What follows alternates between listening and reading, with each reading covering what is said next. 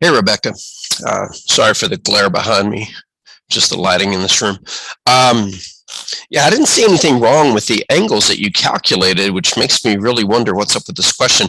So I'm going to work this question from scratch without being influenced by the work that I see on your page, because sometimes we get so biased by our own opinions of ourselves that we work a problem and we can't see an error when it's right in front of us. So sometimes the best thing to do is to not look at it, start over from scratch. So I'm not going to be looking at your work. I'm just going to be taking this from the beginning.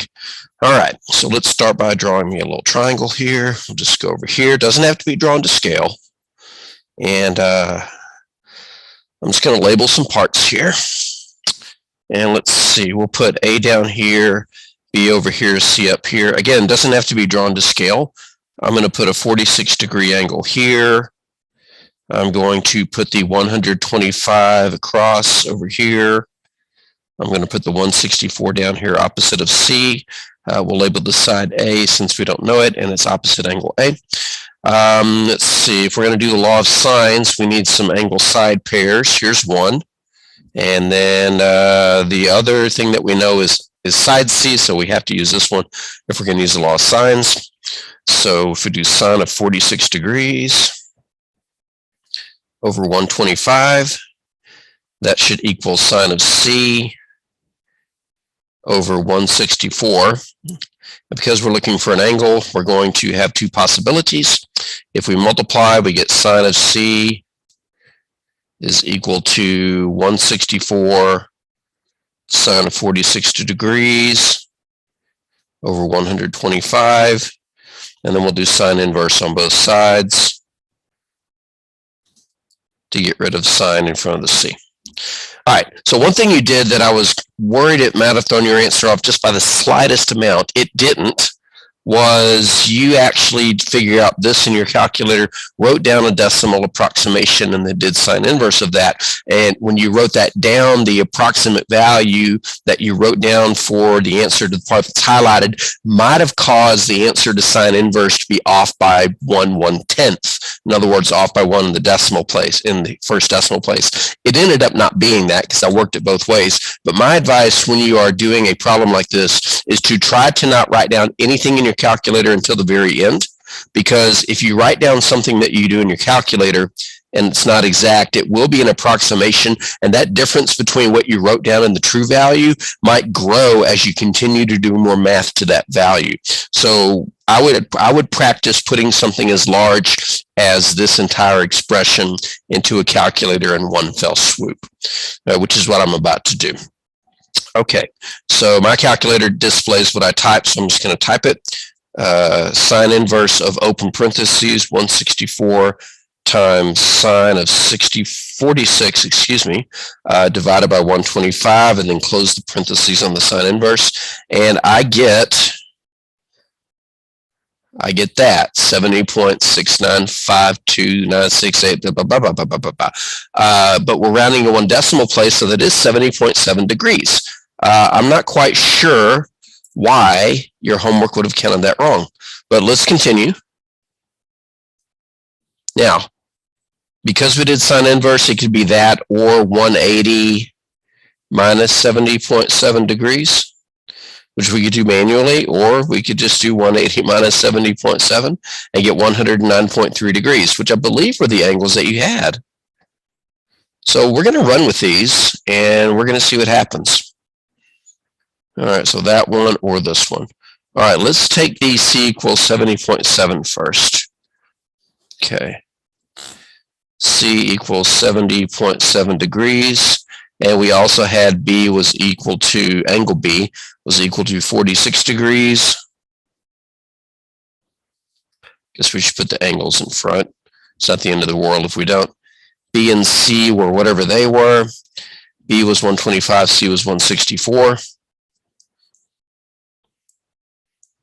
We can figure out angle A pretty straightforward.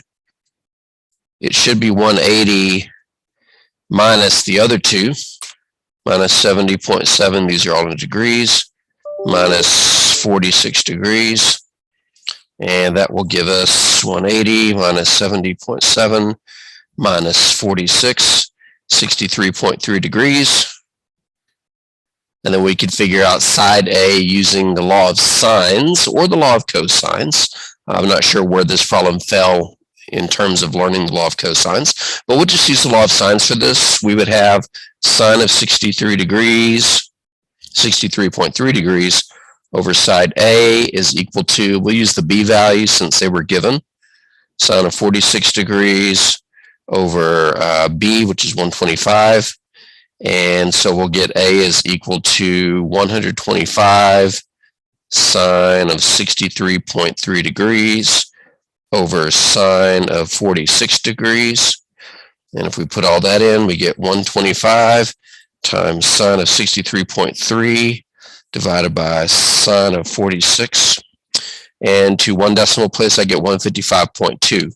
I'll check your work here in a minute to see if that's the angle that you got.